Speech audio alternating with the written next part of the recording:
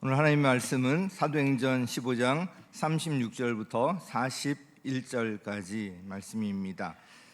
사도행전 15장 36절부터 41절까지 우리 한 절씩 교독하도록 하겠습니다. 며칠 뒤에 바울이 바나바에게 말하였다. 우리가 주님의 말씀을 전파한 여러 도시로 신도들을 다시 찾아가서 그들이 어떻게 지내고 있는지를 살펴봅시다. 마가라는 요한도 데리고 가려고 하였다. 그러나 바울은 밤빌리아에서 자기들을 버리고 함께 일하러 가지 않은 그 사람을 데리고 가는 것을 좋게 여기지 않았다.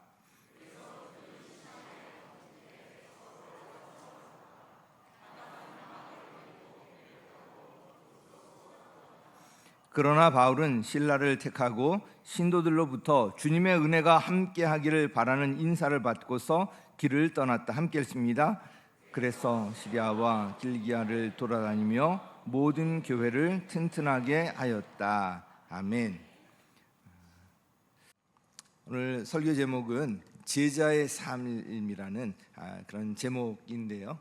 제자라고 하면 뭔가 좀 딱딱하게 들릴 수 있겠지만 사실은 우리의 삶이 예수님 닮은 제자의 삶이 되는 것, 그것이 우리 성도의 당연한 삶이라는 것을 같이 기억하셨으면 좋겠습니다. 여러분 추석 명절 잘 보내셨나요? 네. 미국에 멀리 갔다가 금요일 밤에 와서 시차 적응하는 중에 있습니다. 미국에 이렇게 떨어져 있으니까 제가 교회 생각이 또 많이 나고 여기 성도 여러분 한 분 한 분 보고 싶었습니다. 네. 명절 지내느라 정신없이 지냈을 텐데 저는 이제 추석 명절 연휴에 목자님 세 가정과 함께 미국에 다녀왔습니다. 가정교회를 처음 시작한 교회가 미국의 텍사스의 휴스턴 서울교회였는데 거기 평신도 세미나가 참석이 주목적이었는데요. 그 외에도 다른 일정을 이제 추가해서 다녀왔습니다. 칼럼을 참고하시면 되겠습니다. 휴스턴 세미나를 마친 후에 휴스턴 서울교회보다 규모는 작지만 가정교회로 잘 세워져 있는 올랜도 비전교회를 탐방했는데 오늘 우리 최승현 목자님이 또 간증하신 것처럼 여기서도 참 큰 은혜를 받았습니다. 올랜도에서는 비전교회 목자님들 댁에서 민박을 했어요. 네 가정이 각각 흩어져서 민박을 했는데 저희를 정말 지극정성으로 섬겨주셔서 마치 천사 대접을 받는 느낌이었습니다. 특별히 비전교회 목자 목녀님들을 만나서 간증을 듣고 면담을 하면서 우리 모두 공통적으로 느낀 것이 있는데 대화 내용이나 사용하는 단어와 어투, 그 제스처까지 담임 목사이셨던 김인기 목사님을 닮아 있다는 것이었습니다. 제자가 바로 이런 것이구나. 성경대로 사는 것이 어떤 것인지 김인기 목사님의 가르침을 잘 배워서 실제 삶으로 살고 있었을 뿐만 아니라 그것을 VIP와 목장 식구들에게 전수하여서 새로운 목자를 세우는 것이 아주 자연스러웠습니다. 이 모습을 통해서 예수님의 제자가 된다는 것이 무엇인지 다시 한번 생각하게 되었습니다. 여러분, 제자가 어떤 사람입니까? 제자하면 뭔가 스승으로부터 배운다 이렇게 우리가 생각하잖아요. 그런데 반쪽 대답이고요. 진짜 제자라고 한다면 스승으로부터 배울 뿐만 아니라 배운 것을 전수할 수 있어야 진짜 제자라고 할 수가 있습니다. 좀 더 구체적으로 보면요, 우리 크리스천의 삶의 목표는 분명해요. 우리 크리스천의 삶의 목표는 뭐죠? 바로 예수님을 닮는 거예요. 예수님을 닮아서 예수님의 제자가 되는 것이 우리 크리스천의 삶의 목표입니다. 예수님을 닮는다는 것이 무엇인가? 그것은 예수님의 삶을 닮는 거예요. 이 땅에 사람으로 오셔서 예수님께서 살아가신 삶이 있잖아요. 그것을 닮자는 것입니다. 좀 더 구체적으로 말하면 예수님께서 하셨던 일, 이 땅에 오셔서 하셨던 사역들 있잖아요. 대표적으로 가르치고 치료하고 전파하는 이 사역을 하셨는데 그것을 이제 닮아서 그걸 전수하고요. 또 예수님께서 이 땅에 오셔서 보여주신 성품들이 있습니다. 그것을 배워서 하자는 것입니다. 예수님께서 이 땅에 오셔서 하신 일들, 그것을 우리가 예수님을 닮아서 우리도 역시 행하고요, 그 일을 다른 사람들에게 전수해 줄 때, 전수한다는 것이 무엇입니까? 내가 하는 것을 보고 다른 사람이 따라할 때 전수한다고 할 수가 있는데요, 그럴 때 제자가 세워진다고 할 수가 있습니다. 그래서 이런 사역을 위해서 우리에게 주신 것이 바로 이 성령의 은사입니다. 한편 예수님께서 이 땅에 오셔서 보여준 성품들 있잖아요. 온유하고 겸손하고요, 예수님은 순종과 섬김의 삶을 사셨고요, 성령의 9가지 열매가 예수님의 그 성품을 대표하는 것들입니다. 그런 이제 성품을 우리도 그대로 닮고요, 또 우리를 보고 다른 사람들이 또 그것을 따라할 때, 그럴 때 제자가 세워진다고 할 수가 있습니다. 이를 위해 주신 것이 바로 이 성령의 열매입니다. 결국 예수님의 제자라면 예수님께서 행하신 사역과 보여주신 그 성품을 우리의 삶으로, 실제 삶으로 살아내고 나타나야 하는 것입니다. 존 스토트 목사님은 제자도라는 책에서 예수님을 따르는 제자에게 필요한 핵심 자질 8가지를 언급했는데요, 약간 설명을 붙이면 다음과 같습니다. 예수님의 제자에게 필요한 핵심 자질, 내가 제자로서 어떤 자질을 갖춰야 되는지 한번 생각해 보면 좋겠습니다. 첫째는 세상에 대한 불순응이에요. 세상에 대한 불순응, non-conformity, 다원주의나 물질주의나 윤리적 상대주의나 나르시시즘, 그 자기애에 관한 거 있잖아요. 이런 세상 풍조를 따르지 아니하고 우리가 뭔가 다르게 사는 거예요. 성도로서 구별된 삶을 산다는 것, 이것이 제자의 핵심 자질의 첫 번째로 언급되었고요, 두 번째로는 예수 그리스도를 닮는 거예요. 그래서 크리스트 라이크니스에서 예수님을 닮는 그런 이제 삶을 사는 것입니다. 예수 그리스도의 순종과 섬김, 그리고 그 사랑과 오래 참음, 복음의 선교 사명, 이런 것들을 우리가 담는 것입니다. 세 번째로는 성숙에 관한 거예요. maturity라는 것인데요, 성숙을 추구하며 사는 것입니다. 우리 아기가 태어나면 성장하고 성숙해 가듯이 우리가 영적으로 거듭난 이후에 성숙하는 것은 당연한 일입니다. 특히 영적 성숙의 기초가 필요한데요, 영적 성숙과 성장은 예수님과 친밀한 관계 가운데서 형성된다는 것을 기억해야 합니다.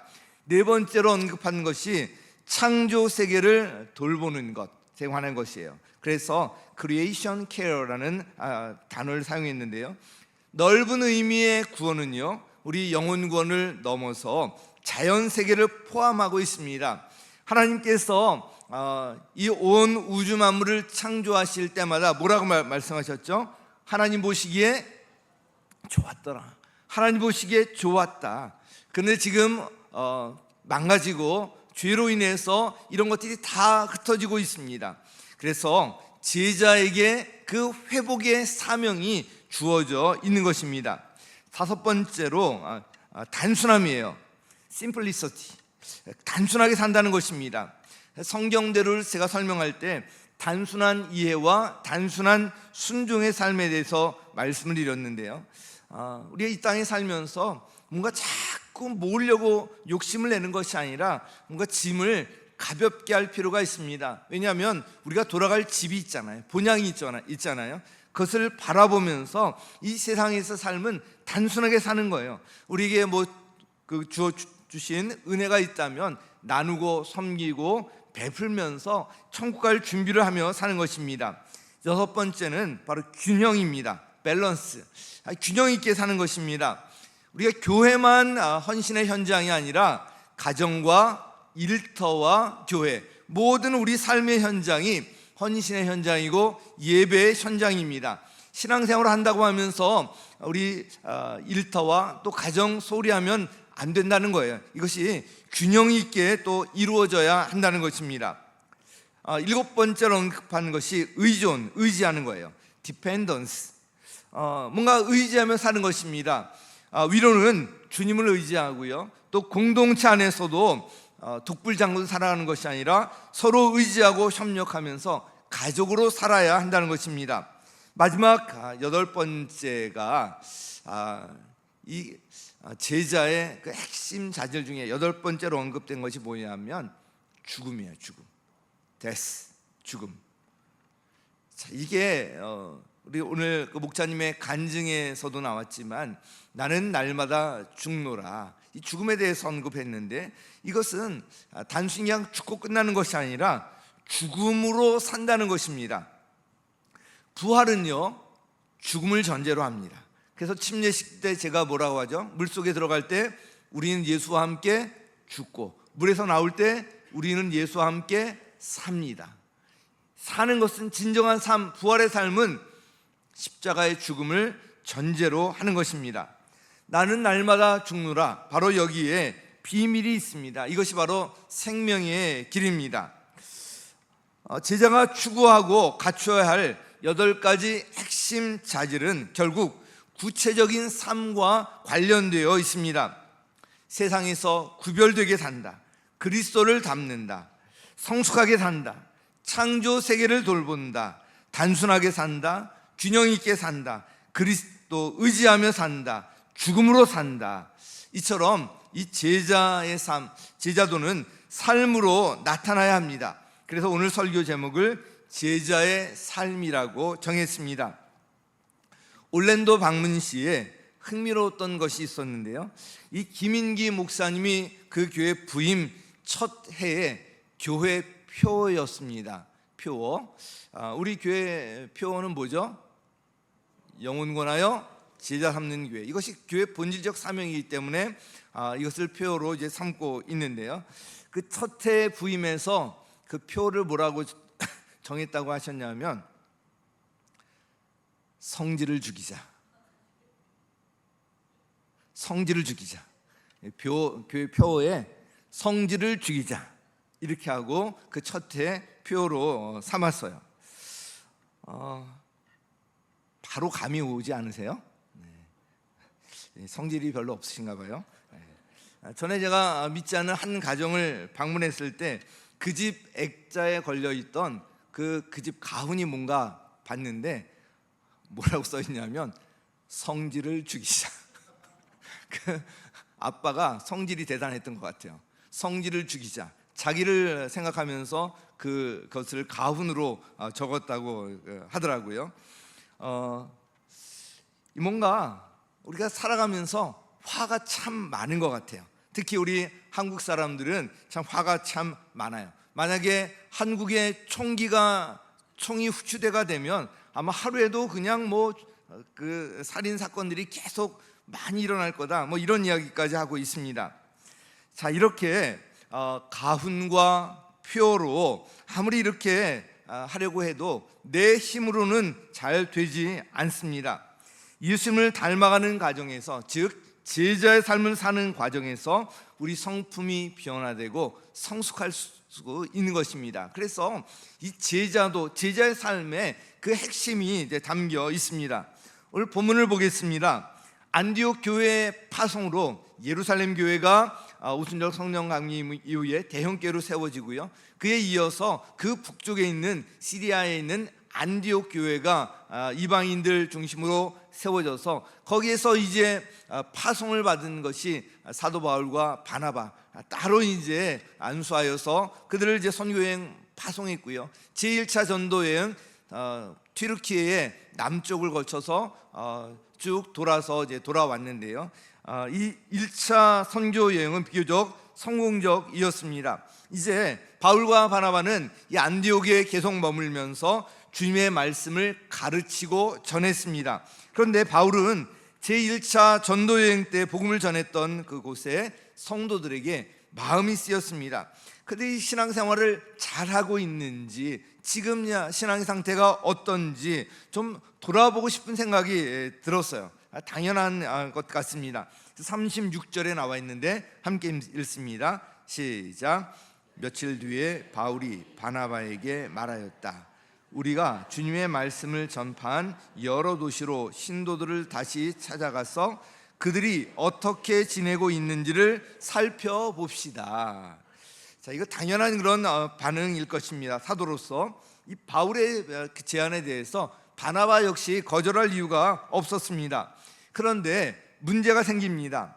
제1차 전도여행 때 중도에서 포기하고 돌아온 사람이 누구죠? 1차 전도여행 때 중도에서 포기하고 돌아온 사람.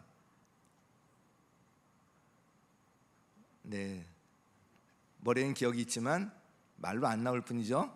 마가 요한 기억하시죠? 마가 중도에 포기하고 돌아와서 바울과 바나바가 굉장히 힘들었잖아요. 바울은 풍토병까지 들어가지고 할 수 없이 고산지대로 올라가서 굉장히 고생했던, 그래서 비시디아 안디옥까지 올라가고요, 루스라, 더베 이런 곳을 쭉 돌아서 올 수밖에 없었는데요. 자, 이 마가를 다시 2차 전도여행 때 데리고 갈 것인가, 이걸 놓고 갈등이 일어난 거예요. 바울과 바나바는 이로 인해서 아주 심하게 다투게 되었고요, 결국 각자 다른 곳으로 떠나게 됩니다. 바울과 바나바가 심하게 다투었다면 우리 가운데도 언제든지 갈등과 다툼이 있을 수 있다는 것을 우리가 늘 주의하고 경계할 필요가 있습니다. 문제는 갈등이 일어날 수 있어요. 의견이 다를 수가 있어요. 그럴 때 어떻게 처리하는가, 이게 중요한 거예요. 화가 날 수가 있는데 어떻게 처리하는가, 그게 중요한 거예요. 바울과 바나바의 다툼에도 불구하고 하나님께서는 그것을 협력하여서 선을 이루게 하셨지만 두 사람의 모습에는 아쉬움이 있습니다. 성도의 삶의 목표는 바로 예수님을 닮는 것이라고 말씀을 드렸는데요, 관계에서 갈등과 다툼이 일어났을 때 예수님의 제자라면 어떻게 해야 할까? 예수님의 제자로 성숙해 가기 위해서는 내가 어떻게 살아야 할까? 이와 관련해서 오늘 본문을 기초로 해서 몇 가지 말씀드립니다. 첫 번째는요, 일의 성취보다 관계와 성숙에 초점을 두어야 한다는 거예요. 같이요, 시작.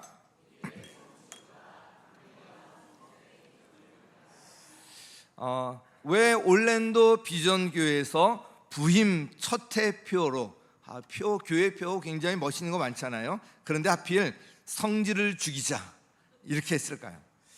교회 안에 화내고 성질 내는 사람이 그렇게 많았기 때문이에요. 화가 왜 생깁니까? 되게 자기 마음대로 안 될 때 그때 화가 나요. 직장에서도 그렇고요, 우리 가정에서도 그렇고요.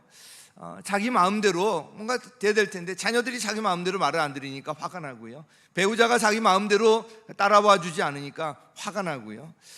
그래서 그 교회 안에 이런 사람들로 가득 찬 것을 보고 성실을 죽이자, 이렇게 표를 정한 거예요. 김민기 목사님 부임 당시에 그 교회 성도들이 한 60여 명 있었는데요, 대부분이 중직이었대요. 그 대부분이 중직이었는데 아주 정직되어 있었다고 합니다. 이런 거예요. 나 한번 누가 건드리기만 해봐, 뭔가 시한폭탄 터지기 직전에 어떤 그런, 그래서 조금이라도 건드려지면 팍 폭발하는, 정말 말도 붙이기 힘든 그런 모습들이었다고 합니다. 비전교회 이번에 우리 같이 섬기신 한 목사님이 그런 이야기를 하는 거예요. 자기가 전에는 이런 모습이 아니었대요. 자기가 얼마나 성질이 더러웠냐면, 차를 이제 운전하고 가다가 그 뒤에서 누가 빵 그러잖아요. 그러면 그 차를 세워놓고 내려서 뒤로 가서 왜 빵 거렸냐, 막 따지고 싸우고, 하여튼 그렇게 살았대요. 이런 이제 사람들이 교회에 모여 있으니까 얼마나 참 싸움이 많았겠습니까? 그런데 지금은 그 분위기가 완전히 달라져 있었습니다. 그 비결이 어디에 있었을까? 바로 오늘 말씀드리는 제자의 삶에 그 비결이 있었습니다. 이와 관련해서 몇 가지 살펴보도록 할 텐데요, 사람마다 다 성향이 다릅니다. 일과 관련해서 보면 일 중심적 성향을 가진 사람이 있는가 하면 사람 중심, 관계 중심적인 사람이 있습니다. 일 중심적인 사람은 다른 사람이 상처받는 것에 개의치 않아요. 그냥 일에 성취만 되면 돼요. 여기에 집중하는 거예요. 반면에 사람 중심적 성향을 가진 사람은 일의 성취 과정에서 누구 한 사람 상처받는 사람이 생기지 않도록 신경을 쓰고 집중합니다. 누가 옳습니까? 근데 이건 사실 누가 옳은가의 문제가 아니라 서로 다름의 문제라고 할 수가 있습니다. 사실 우리 공동체 안에는 두 가지 성향을 가진 사람 다 필요해요. 그래서 이 두 성향이 적절히 조화되면 아주 이상적일 텐데요. 그러나 우리 현실은 그렇지 않은 경우가 많습니다. 근데 우리가 기억할 것은 교회 공동체는 일보다는 사람이 중심이 되어야 한다는 것입니다. 일 자체가 목적이 되고요, 일의 성과에 치중하다 보면 정작 사람이 다칠 수가 있게 되는데요, 이것은 교회를 오히려 공동체를 해할 수가 있는 것입니다.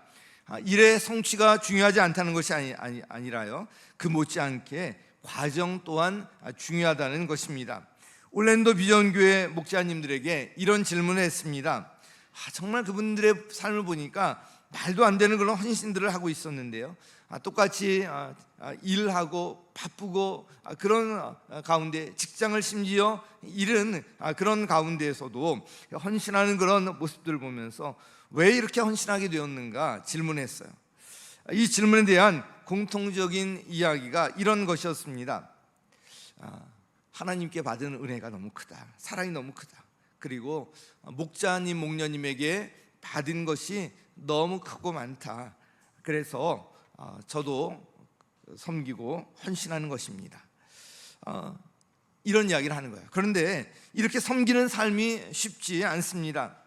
시간과 물질과 자녀 등의 희생이 따르게 됩니다. 그러나 그 힘듦을 뛰어넘는 기쁨과 행복이 있기 때문에 계속 섬긴다고 했습니다. 섬김과 헌신을 통해서 이 기쁨과 행복을 경험하고 사는 그 목사님들의 모습을 곁에서 지켜보았기 때문에 자기도 그것을 당연하게 여기게 되었고요, 자신도 역시 그 기쁨과 행복을 경험하고 있다고 했습니다. 행복하면, 마음이 일어나면 누가 시키지 않아도 헌신하게 돼요. 하게 되어 있습니다. 이런 면에서 보면 오늘 본문을 보면 참 아쉬운 모습이 있습니다. 우리 39절 말씀 같이 읽겠습니다. 시작. 서로 갈라서고 말았다. 그리고 배를 타고 키프로스로 떠나갔다. 이 사도 바울은 우리 교회사적으로 정말 큰일을 했던 사람이지만 일 중심적 성향을 가졌던 그는 성품적으로는 평생 자신과 싸워야 했던 사람입니다. 어떻든 바울과 바나바의 이 갈라섬은 교회 공동체로서는 일시적이긴 하지만 손실이었습니다. 교회의 하나됨은 주님의 소원이고요, 교회의 능력도 이 하나됨에서 나오기 때문에 그렇습니다. 이와 관련해서 우리가 기억할 말씀이 있는데요, 요한복음 13장 35절 함께 읽습니다. 시작.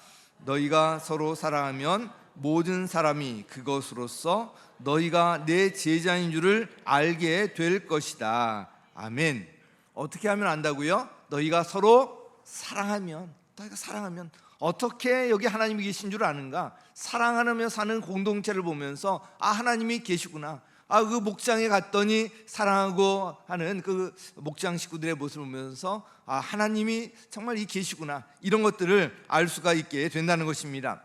주님의 관심은 우리가 사랑의 공동체를 만드는 것에 있습니다. 왜냐하면 그럴 때 세상 사람들이 그 공동체를 통해 예수님을 알게 되기 때문입니다. 그러므로 어떤 일을 할 때 우리가 늘 염두에 두어야 할 것이 바로 이 관계입니다. 어떤 일을 이루는 것도 중요하지만 우리가 잊지 말아야 할 것은 그 일을 이루는 과정에서의 관계와 성숙이라는 것입니다. 비록 이해할 수 없을지라도 좀 용납해주고 기다려주고 그러는 가운데 관계가 깊어지고 성숙해 가고요. 그 안에서 함께 행복을 누리며 나아갈 수가 있는 것입니다. 자, 두 번째로 이 제자의 삶을 어떻게 살아가는가. 두 번째로 서로 다른 것을 인정하고 용납해야 한다는 거예요. 같이요, 시작.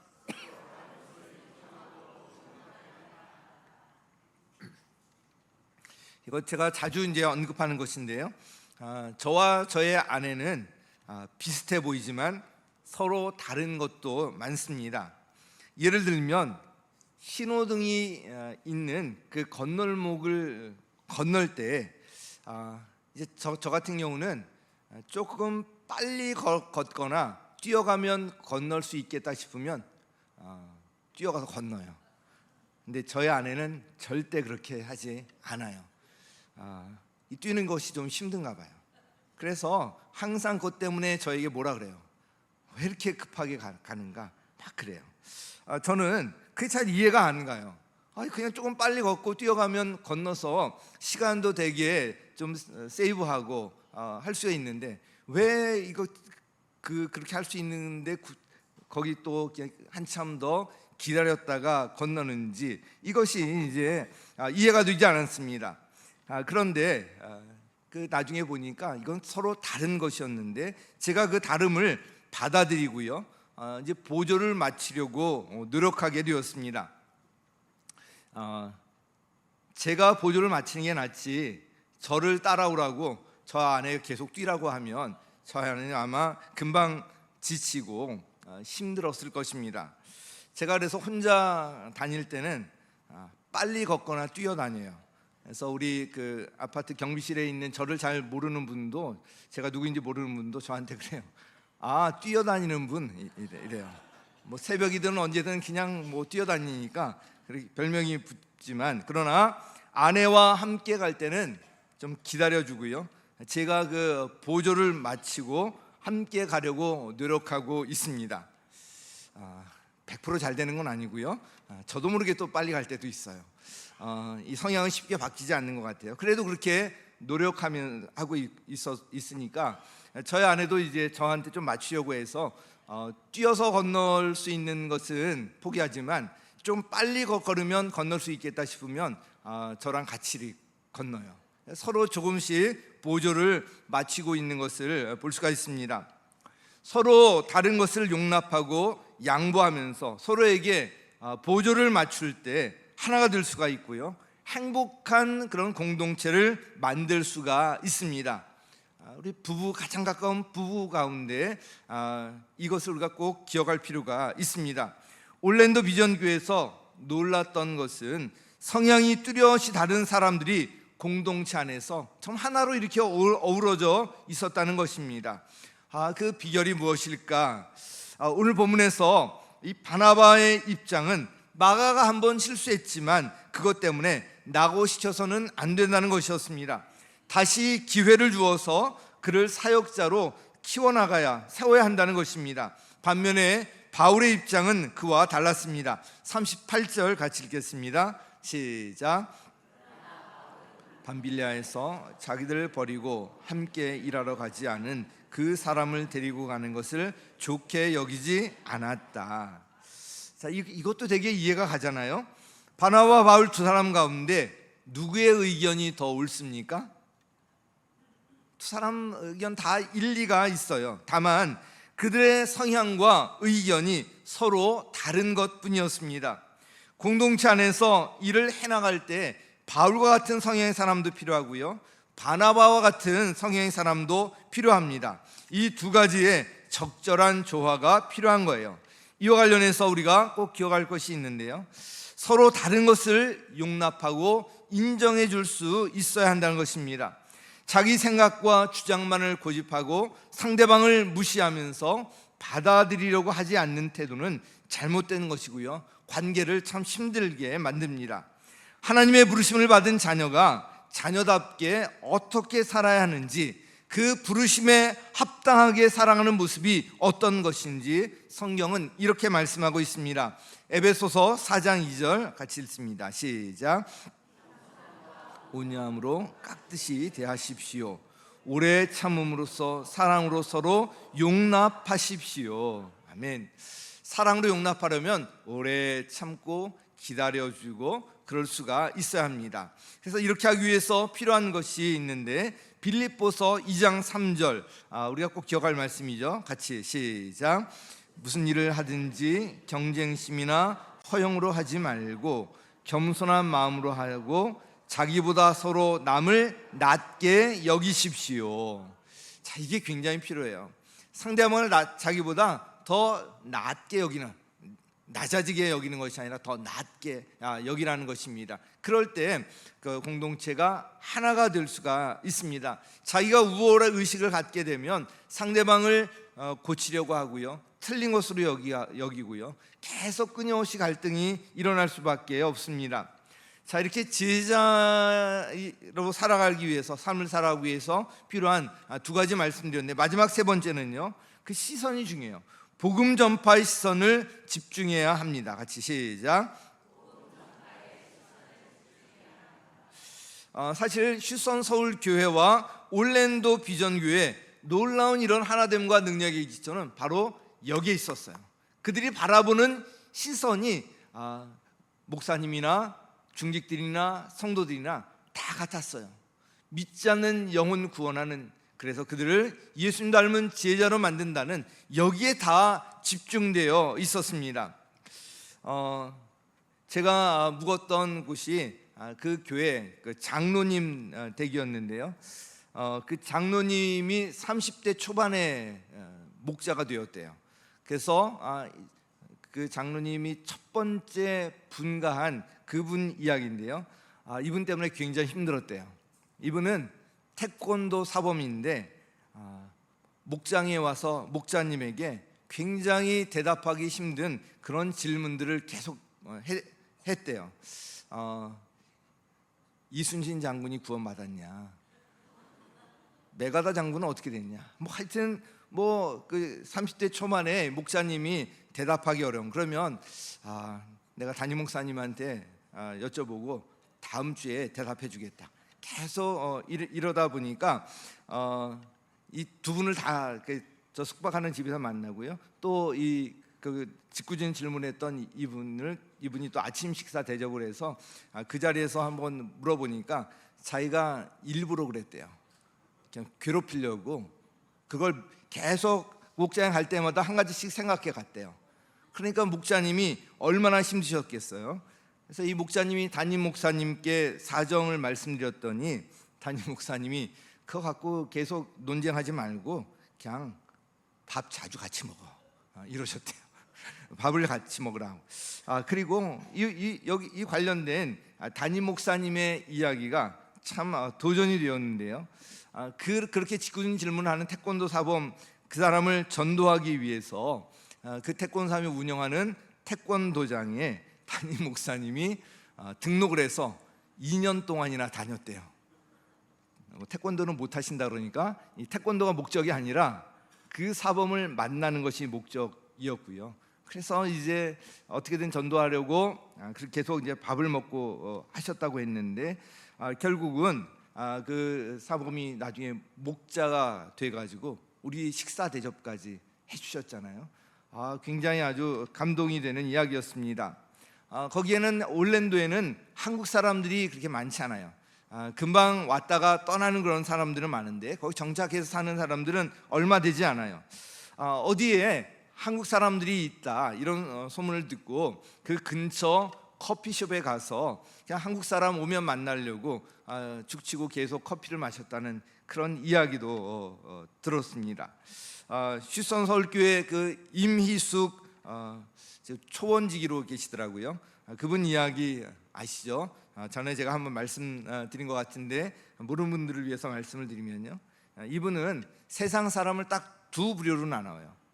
VIP와 VIP 아닌 사람. 그래서 VIP라는 것이 알게 되면 어떻게든지 전화번호를 따내요. 그래서 몇 년 전에 보니 그 수첩에 있는 그런 VIP 명단이 그때 한 200명 되었었어요. 200명의 전화번호 명단을 쭉 갖고 있는데 이분한테 그때 들었던 이야기 하도 인상적이어가지고 식당에서 밥을 먹다가 이제 화장실에 갔는데 잘못해서 남자 화장실 문을 금방 연 거예요. 근데 그 어떤 남자가 볼일을 보고 있더래요. 얼른 그러면 어떻게 해요? 얼른 닫고 그냥 어디 사라지는가 막 그럴 거 아니에요? 그런데 갑자기 궁금한 생각이 들었대요. 이 사람이 VIP인가? VIP 아닌가? 그래서 볼일 다 보고 나올 때까지 기다렸다가 물어보니까 VIP라 그래가지고 거기서 전화번호를 따냈대요. 이런 식으로 해서 하여튼 이 VIP 전도에 아주 휴선 설교에서도 아주 유명한 그런 이제 분이 되었습니다. 신약교회가 모든 사람들의 칭찬을 받는 사랑의 공동체를 이루고요, 놀라운 부흥을 경험할 수 있었던 중요한 이유가 있습니다. 바로 성도들의 관심이 이 복음에 집중되어 있었다는 것입니다. 새로운 삶에서도 이 부분을 다루는데요, 그 이후에 이 사도 바울과 바나바는 어떻게 되었을까? 마가와는 관계가 어떻게 되었을까? 먼저 바울과 바나바의 관계를 한번 보면요, 나중에 관계를 회복하고 에베소에서 동역자로 함께 사역하는 것을 볼 수가 있습니다. 고린도전서 9장 6절 함께 읽습니다. 시작. 나와 바나바에게만은 노동하지 않을 권리가 없단 말입니까? 자, 이 고린도전서는 사도 바울이 에베소에서 기록한 책인데요, 여기서 바나바를 언급하고 있는 것을 보면 전에 갈라섰던 이 바나바와 다시 동역하고 있다는 것을 알 수가 있습니다. 뿐만 아니라 바울은 이 바나바를 언급하면서 그를 지켜 세우고 있습니다. 왜 나에게만은 노동하지 않을 권리가 없단 말이냐, 이렇게 할 수도 있는데 바나바를 넣어서 나와 바나바에게만은 노동하지 않을 권리가 없단 말입니까? 이렇게 지켜 세우고 있는데요, 참으로 멋지지 않습니까? 자, 그러면 바울과 이 마가의 관계는 어떻게 되었을까요? 이 마가 때문에 그 관계 좋았던 바나바와 싸우고 다투고 이제 갈라서고 이렇게 되었잖아요. 자, 디모데후서 4장 11절 같이 읽습니다. 시작. 누가만 나와 함께 있습니다. 그대가 올 때 마가를 데리고 오십시오. 그 사람은 나의 일에 요긴한 사람입니다. 자, 이 디모데후서는 사도 바울이 로마 감옥에 두 번째로 투옥이 되었을 때 이제 죽음을 앞두고 기록한 책입니다. 이 지하 감옥에 갇혀서 몹시 외롭고 힘들었을 때 사도 바울은 바로 이 마가를 데려오라고 하고 있습니다. 그리고 그 다음 말에 주목할 필요가 있는데, 마가를 언급하면서 뭐라고 하냐면 바울의 일에 요긴한 사람이다, 자신의 일에 요긴한 사람이라고까지 말하고 있습니다. 정말 이 마가 때문에 그 바나바와 다투고 갈라서는 일까지 생겨서 왼수 같았을 텐데 그러지 아니하고 오히려 그 마가랑 얼마나 가까운 관계에 되어 있는지 알 수가 있습니다. 골로새서에서도 마찬가지인데요, 나와 함께 갇혀있는 골로새 4장 10절에 보면 갇혀있는 아리스다고와 바나바 사촌인 마가가 여러분에게 문안합니다. 마가가 여러분에게 가거든 잘 영접하라는 지시를 여러분이 이미 받았을 줄 압니다. 이 마가는 바나바의 생질이지만 또 이 사촌이라고도 기록이 되어 있고 같은 사람을 이제 지칭합니다.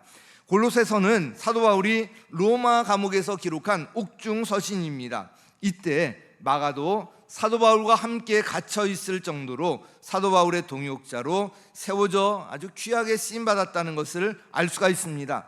마가와 이 관계가 회복되었을 뿐만 아니라 마가가 이제 사도 바울의 사역에 아주 중요한 사람이 되어 있었습니다. 마가는 더 나아가서 베드로와 함께 로마에서 귀한 사역을 담당했습니다. 베드로전서 5장 13절 우리 함께 읽습니다. 시작. 여러분과 함께 택하심을 받은 바빌론에 있는 자매교회와 나의 아들 마가가 여러분에게 문안합니다. 자, 베드로가 마가를 어떻게 지칭하냐면 나의 아들 마가. 베드로의 사역에 있어도 굉장히 중요한 일을 하고 있어요. 베드로는 유대인들에게 복음 전파하는 중심에 있었고요, 사도 바울은 이방인의 사도로서 그 중심에 있는 사람이었습니다. 그러나 이 마가는 어느 한쪽만 있는 것이 아니라 양쪽 모두를 돕고 협력하면서 이렇게 귀하게 쓰임받고 있었습니다. 바울과 바나바가 동역자의 관계로 회복되고요, 마가가 바울에게 있어서 아주 중요한 동역자로 세워지고 동시에 베드로의 이 중요한 동역자로 쓰임받을 수 있었던 비결은 하나였어요. 바로 그들의 시선이 어디를 향해 있어요? 복음을 향해 있었기 때문에 그래요. 복음을, 영혼고라여 제자 삼는 이 하나를 향해 있었기 때문에 그렇습니다. 오늘 이 제자의 삶이라는 제목으로 말씀을 전했습니다. 그런 삶을 살기 위해서 첫째로 일의 성취보다 관계와 성숙에 초점을 두어야 합니다. 둘째로 서로 다른 것을 인정하고 용납할 줄 알아야 합니다. 그리고 마지막으로 우리 시선이 복음 전파, 여기에 시선을 집중해야 합니다. 사랑하는 성도 여러분, 오늘 말씀을 꼭 기억하시고 모두 예수님의 제자의 삶을 살아내면서 주님 나라 위해서 귀하게 쓰임받는 그 인생을 사시기를, 그리고 그 안에서 진정으로 기쁘고 행복한 인생 사시기를 예수님의 이름으로 간절히 축원합니다.